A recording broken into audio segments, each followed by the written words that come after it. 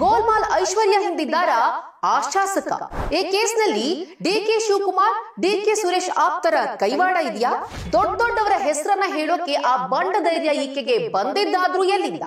ಕೊಲೆ ಆರೋಪಿ ಶಾಸಕನಿಗೂ ಐಸ್ಪೈಸ್ ಐಶ್ವರ್ಯಗೂ ಏನು ಲಿಂಕ್? ಐಶ್ವರ್ಯಾಳ ಕಾರನ್ನ ಬಳಸ್ತಿದ್ದಾರ ಆ MLA? We don't know what will happen to the case. ನಮಸ್ಕಾರ ವೀಕ್ಷಕರೇ. ಈ ಐಶ್ವರ್ಯ ಗೌಡ ಅನ್ನೋ ಸಡನ್ಲಿ ಫೇಮಸ್ ಪರ್ಸನಾಲಿಟಿ ಏನಿದಾಳಲ್ಲ, ಈಕೆಯ ಮಹಾ ಮೋಸದ ಕತೆ, ಈಕೆಯ ಮಹಾ ವಂಚನೆಯ ಕತೆ, ಕೋಟಿ ಕೋಟಿ ಪಂಗನಾಮ ಹಾಕಿದ ಕತೆ ಇಡೀ ರಾಜ್ಯಕ್ಕೆ ಗೊತ್ತು. ಈಕೆ ಏನೇನ್ ಕ್ರಿಮಿನಲ್ ಆಕ್ಟಿವಿಟೀಸ್ ಮಾಡ್ತಿದ್ಲು, ಯಾರ್ಯಾರಿಗೆ ಪಂಗನಾಮ ಹಾಕ್ತಿದ್ಲು ಅನ್ನೋದ್ರ ಬಗ್ಗೆ ಈಗಾಗಲೇ 5-6 ಕೇಸ್ಗಳು ದಾಖಲಾಗಿವೆ. 10 ಕತೆಗಳು ಹೊರಗಡೆ ಬಂದಿವೆ. 100 ಊಹಾಪೋಹಗಳು ಎದ್ದಿವೆ. 1000 ಅನುಮಾನಗಳು ಹುಟ್ಕೊಂಡಿವೆ. ಇದು ಒಂದ್ ಪಾರ್ಟ್. ಬಟ್ ನಾವಿಲ್ಲಿ ನೋಡ್ಬೇಕಾಗಿದ್ದೇನಪ್ಪಾ ಅಂತ ಹೇಳಿದ್ರೆ, ಇವಳು ಇಷ್ಟೆಲ್ಲ ಮಾಡಿದ್ಲಲ್ಲ, ಕೋಟಿ ಕೋಟಿ ಪೀಕದ್ಲಲ್ಲ, ನಾನು ಡಿಕೆಶಿ ತಂಗಿ, ನಾನು ಡಿಕೆ ಸುರೇಶ್ ಸಹೋದರಿ, ನನಗೆ ಅನಿತಾ ಕುಮಾರಸ್ವಾಮಿ ಗೊತ್ತು, ನಾನು ನಿಖಿಲ್ ಕುಮಾರಸ್ವಾಮಿಗೆ ಆಪ್ತೆ ಅಂತೆಲ್ಲ ಹೇಳುವಾಗ ಈ ರೀತಿ ಧೈರ್ಯ ಹೇಗ್ ಬಂತು, ಎಲ್ಲಿಂದ ಬಂತು ಅನ್ನೋದು ನಮ್ಮ ಮೊದಲನೇ ಪ್ರಶ್ನೆ. ನೋಡಿ, ಸಾಮಾನ್ಯರು ಹೋಗ್ಬಿಟ್ಟು ನಾನು ಡಿಕೆಶಿ ತಂಗಿ, ನಾನು ಡಿಕೆ ಸುರೇಶ್ ಅವರ ಸಹೋದರಿ, ನಂಗೆ ಅನಿತಾ ಕುಮಾರಸ್ವಾಮಿ ಚಿಕ್ಕಮ್ಮನ ಮಗಳು, ನಾನ್ ನಿಖಿಲ್ ಗೊತ್ತು, ಹೀಗೆ ದೊಡ್ಡವ್ರ ಹೆಸರನ್ನ ಹೇಳ್ಕೊಂಡು ಹೋಗೋದು ಅಷ್ಟೊಂದು ಸಾಮಾನ್ಯವಾದ ಕೆಲಸ ಅಂತೂ ಅಲ್ವೇ ಅಲ್ಲ. ಆ ಧೈರ್ಯ ಬರಲ್ಲ. ಯಾಕಂದ್ರೆ ಇವರೆಲ್ಲರೂ ಕೂಡ ಅಧಿಕಾರದ ಪಡಸಾಲೆಯಲ್ಲಿ ಪ್ರಭಾವಶಾಲಿಗಳಾಗಿ ಬೆಳೆದಿರುವಂತವರು, highly influential and powerful people. ಒಂದು ಇಂಥ ದೊಡ್ಡ ವ್ಯಕ್ತಿಗಳ ಹೆಸರುಗಳನ್ನ ನಾನು ಬಳಸ್ಕೊಳ್ತಿದ್ದೀನಿ ಅಂತ ಹೇಳಿದ್ರೆ ನನಗ್ ಭಯ ಇರಬೇಕು. ನಾನು ಈ ರೀತಿ ಎಲ್ಲ ಕಂಡ ಕಡೆ ಎಲ್ಲ ಹೋಗಿ ಅವ್ರ ಹೆಸರನ್ನ ಹೇಳ್ತಿದ್ರೆ ನನ್ ಕಥೆನೇ ಮುಗಿಸ್ಬಿಡಬಹುದಲ್ಲ ಅನ್ನೋ ಹೆದರಿಕೆ ಆದ್ರೂ ಇರ್ಬೇಕು. ಆ ಅಧೈರ್ಯದ ಒಂದೇ ಒಂದು ಲವಲೇಶದ ಸುಳಿವು ಕೂಡ ಐಶ್ವರ್ಯಾಳ ಮುಖದಲ್ಲಾಗ್ಲಿ, ಆಕೆಯ ನಡವಳಿಕೆಯಲ್ಲಾಗ್ಲಿ, ಆಕೆಯ ಚಟುವಟಿಕೆಗಳಲ್ಲಾಗ್ಲಿ ಕಾಣೋದೇ ಇಲ್ಲ. ಅನುಮಾನ ಬರೋದೇ ಇಲ್ಲಿ. ಅವರೆಲ್ಲರ ಪರಿಚಯ ಇಟ್ಕೊಂಡೇ ಈಕೆ ಈ ರೀತಿ ಮಾಡಿದಾಳ ಅನ್ನೋದು ಪ್ರಶ್ನೆ. ಇನ್ನೊಂದ್ ಕಡೆ ಆಕ್ಟರ್ ಧರ್ಮೇಂದ್ರ ಅವರ ಹತ್ರ ಡಿಕೆ ಸುರೇಶ್ ರೀತಿ ಮಾತನಾಡಿಸಿದಾಳೆ ಅನ್ನೋದು ಕಥೆಯ ಒಂದು ಭಾಗ. ಕಥೆಯ ಇನ್ನೊಂದು ಭಾಗ ಏನಪ್ಪಾ ಅಂತ ಹೇಳಿದ್ರೆ, ಈಕೆಯ ಆಳ ಅಗಲ ಬಗ್ದಷ್ಟು ಕೂಡ ಒಂದೊಂದೇ ಸತ್ಯಗಳು ಹೊರಗೆ ಬರ್ತಾ ಇವೆ. There is an interesting revolution. What is that interesting revolution? ಅದೇನಪ್ಪಾ ಅಂತ ಅಂದ್ರೆ, ಈ ಗೋಲ್ಮಾಲ್ ಐಶ್ವರ್ಯ ಹತ್ರ ಕೋಟಿ ಕೋಟಿ ಮೊತ್ತದ ಐಷಾರಾಮಿ ಕಾರ್ಗಳಿವೆ.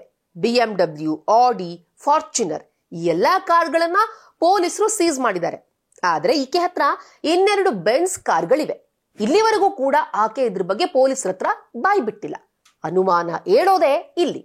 ಯಾಕೆ ಹೇಳಿರ್ಲಿಲ್ಲಪ್ಪ ಅಂತ ಹೇಳಿದ್ರೆ, ಈ 2 ಬೆನ್ಸ್ ಕಾರ್ಗಳ ಪೈಕಿ ಒಂದು ಬೆನ್ಸ್ ಕಾರನ್ನ ಯೂಸ್ ಮಾಡ್ತಾ ಇರೋರು ಇವರು ನಮ್ಮ ರಾಜ್ಯದ ಮಂತ್ರಿ ಆಗಿದ್ದವರು, ಈಗ ಪ್ರಸ್ತುತ ಶಾಸಕರು, ಕೊಲೆ ಆರೋಪಿ, ಕೊಲೆ ಆರೋಪದಿಂದ ತಮ್ಮ ಸ್ವಕ್ಷೇತ್ರಕ್ಕೆ ಕಾಲಿಡೋಕೆ ಆಗದೆ ಇರುವಂತಹವರು.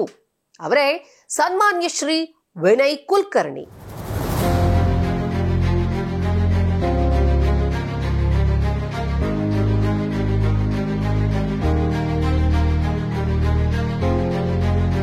ಏನ್ connection?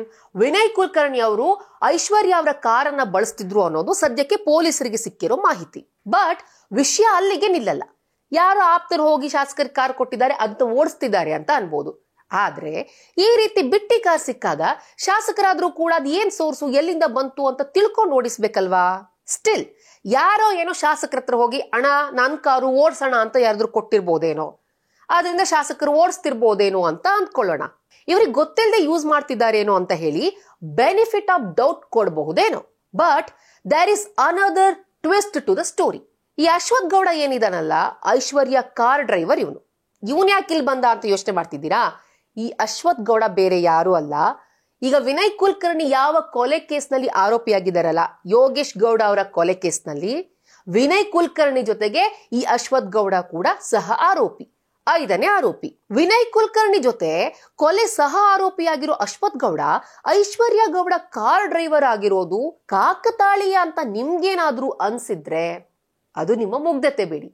V are so innocent. Aishwarya ಗೌಡಗೆ ಇಷ್ಟೆಲ್ಲ ಧೈರ್ಯ, ಈ ಲೆವೆಲ್ ಐಸ್ಪೈಸ್ ಆಟ ಆಡೋದು, ದೊಡ್ಡವ್ರ ಹೆಸರು ಹೇಳ್ಕೊಂಡು ಕೋಟಿ ಕೋಟಿ ಉಂಡೆನಾಮ ಹಾಕೋದು, ಈ ಧೈರ್ಯ ಎಲ್ಲಿಂದ ಬಂತು? ಈ ಧೈರ್ಯದ ಮೂಲವನ್ನ ನಾವು ಹುಡ್ಕೊಂಡು ಹೋದಾಗ ನಮ್ಗೆ ಗೊತ್ತಾಗೋದೇ, ನಮ್ಮ ಜ್ಞಾನಕ್ಕೆ ಬರೋದೇ ವಿನಯ್ ಕುಲಕರ್ಣಿ ಹೆಸರು. ಡಿಕೆ ಸುರೇಶ್ ಡಿಕೆಶಿ ಹೆಸರನ್ನ ಹೇಳ್ಕೊಂಡು ಪಂಗನಾಮ ಹಾಕ್ತಿದ್ದಾಳೆ ಅಂತ ಹೇಳಿದ್ರೆ, ಕೋಟಿ ಕೋಟಿ ಪೀಕ್ತಿದ್ದಾಳೆ ಅಂತ ಹೇಳಿದ್ರೆ, ಅವರ ಸಂಪರ್ಕ ಇರಬಹುದೇನೋ, ಅಲ್ಲೂ ಏನಾದ್ರೂ ಧೈರ್ಯ ಇರಬಹುದೇನೋ, ನಮ್ಗೊತ್ತಿಲ್ಲ. ಅಷ್ಟಕ್ಕೂ ನಾನ್ ಯಾಕೆ ಪದೇ ಪದೇ ಈ ಧೈರ್ಯ ಅನ್ನೋ ಮಾತನ್ನ ಹೇಳ್ತಿದ್ದೀನಿ ಅಂದ್ರೆ, just look at her case history, ಯಾವ್ಯಾವ ರೀತಿ ಇದೆ ಅಂತ. ಇವಳ first case Varahi world of gold ಚಿನ್ನದಂಗಡಿ ಮಾಲೀಕರ ಹತ್ರ ಬರೋಬ್ಬರಿ 8.41 ಕೋಟಿನ ಪೀಕಿದಾಳೆ. 14 kg 660 ಗ್ರಾಂ ಚಿನ್ನಾಭರಣ ಸಾಲವನ್ನ ಕೂಡ ಪಡೆದಿದ್ದಾಳೆ ಈ ಐಶ್ವರ್ಯ. ಇನ್ನು ನೆಕ್ಸ್ಟ್ ಶಿಲ್ಪಾ ಗೌಡ ಅನ್ನೋರ ಹತ್ರ 3.25 ಕೋಟಿ ರೂಪಾಯಿ ಹಣ ಹಾಗೂ ಅಷ್ಟೇ ಅಲ್ಲದೇನೆ 450 ಗ್ರಾಂ ಚಿನ್ನಾಭರಣವನ್ನ ಪಡೆದು ವಂಚನೆ ಮಾಡಿದಾಳೆ. ಇದೂ ಸಾಲದು ಎಂಬಂತೆ ಮೊನ್ನೆ RR ನಗರದ ಸ್ತ್ರೀ ರೋಗ ತಜ್ಞೆ ಡಾಕ್ಟರ್ ಮಂಜುಳಾ ಪಾಟೀಲ್ಗೂ ಈ ಐಶ್ವರ್ಯ ಕನ್ನ ಹಾಕಿದಾಳೆ. 2.52 ಕೋಟಿ ರೂಪಾಯಿ ನಗದಿನ ಜೊತೆಗೆ 2 kg 350 ಗ್ರಾಂ ಚಿನ್ನಾಭರಣವನ್ನ ಪಡೆದು ವಂಚನೆ ಮಾಡಿದಾಳೆ. ಇನ್ನೊಂದ್ ಕಡೆ ಅನಿತಾ ಕುಮಾರಸ್ವಾಮಿ, ನಿಖಿಲ್ ಕುಮಾರಸ್ವಾಮಿ ನನಗೆ ಆಪ್ತರು ಅಂತಾನು ಕೂಡ ಈ ಸ್ಪೈಸ್ ಐಶ್ವರ್ಯ ಪಂಗ್ನಾಮ ಹಾಕಿದಾಳೆ. ಇನ್ನು ಈಕೆ ವಿರುದ್ಧ 5 ಕೇಸ್ಗಳು ದಾಖಲಾಗಿವೆ. ಚಂದ್ರ ಲೇಔಟ್ ನಲ್ಲಿ 1, RR ನಗರದಲ್ಲಿ 2 ಹಾಗೂ ಮಂಡ್ಯದಲ್ಲಿ 2 ಕೇಸ್ಗಳು ದಾಖಲಾಗಿವೆ. ಸೊ ಹೀಗೆ ಅಗದಷ್ಟು ಬಗದಷ್ಟು ಒಂದೊಂದೇ ಕೇಸ್ಗಳು, ಸತ್ಯಾಂಶಗಳು ಬಯಲಿಗೆ ಬರ್ತಾ ಇವೆ. ಇದೇ ಕೇಸ್ಗೆ ಸಂಬಂಧಪಟ್ಟಂತೆ ಈಗಾಗಲೇ ಈಕೆ ಹಾಗೂ ಈಕೆ ಪತಿ ಜಾಮೀನಿನ ಮೇಲೆ ಹೊರಗಡೆ ಇದ್ದಾರೆ.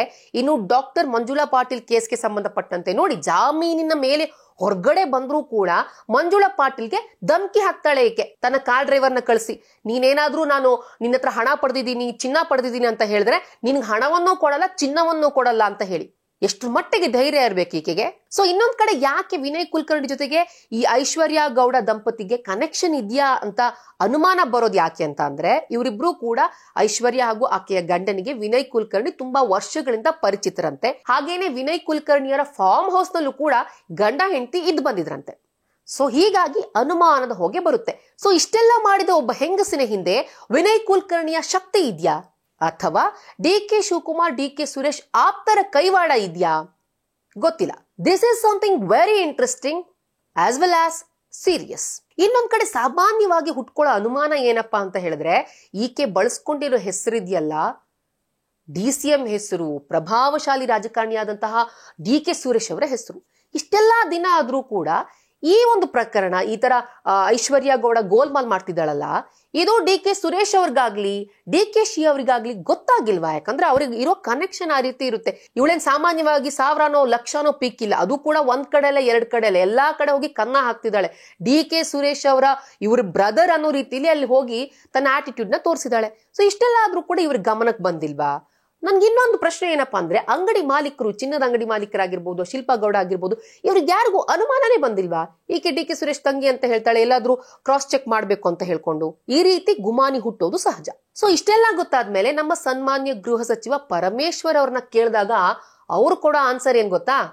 ತನಿಖೆ ಯಾವ ಸ್ವರೂಪದಲ್ಲಿ ನಡೀತಾ ಇದೆ ಅಂತ ಗೊತ್ತಿಲ್ಲ, ಪರಿಶೀಲನೆ ನಡೀತಾ ಇದೆ, ಒಂದೊಂದೇ ಎಲ್ಲ ಆಗ್ತಾ ಇದೆ ಅಂತ ಹೇಳಿ. ಅವರು ಪ್ರತಿ ಬಾರಿನೂ ಯಾವುದೇ ಕೇಸ್ ಸಂಬಂಧಪಟ್ಟಾಗ ಇದೇ ರೀತಿ ಬಿಡಿ, ನಮ್ಗೆ ಗೊತ್ತಿಲ್ಲ, ಅದು ತನಿಖೆ ಆಗ್ತಾ ಇದೆ, ತನಿಖೆ ಆದ್ಮೇಲೆ ಉತ್ತರ ಕೊಡ್ತೀವಿ, ಅದು ಇದು ಅಂತ ಹೇಳಿ.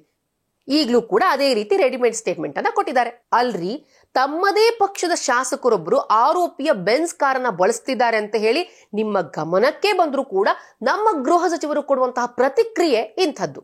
ಸೊ ಈ ರಿಯಾಕ್ಷನ್ ಹಿನ್ನೆಲೆಯಲ್ಲಿ ನಾವು ನೋಡಿದಾಗ we don't know what will happen to the case. ನೋಡೋಣ ಏನಾಗುತ್ತೆ ಅಂತ. ಈ ವಿಡಿಯೋ ಇಷ್ಟ ಆದರೆ ಲೈಕ್ ಮಾಡಿ, ಶೇರ್ ಮಾಡಿ, ಕಮೆಂಟ್ ಮಾಡಿ. ಹಾಗೆ ನೀವೇನು ನಮ್ಮ ಹೊಸದಿಗಂತ ಡಿಜಿಟಲ್ ಚಾನಲ್ನ ಸಬ್ಸ್ಕ್ರೈಬ್ ಆಗಿಲ್ಲ ಅಂದ್ರೆ ಈ ಕೂಡಲೇ ಸಬ್ಸ್ಕ್ರೈಬ್ ಮಾಡಿ.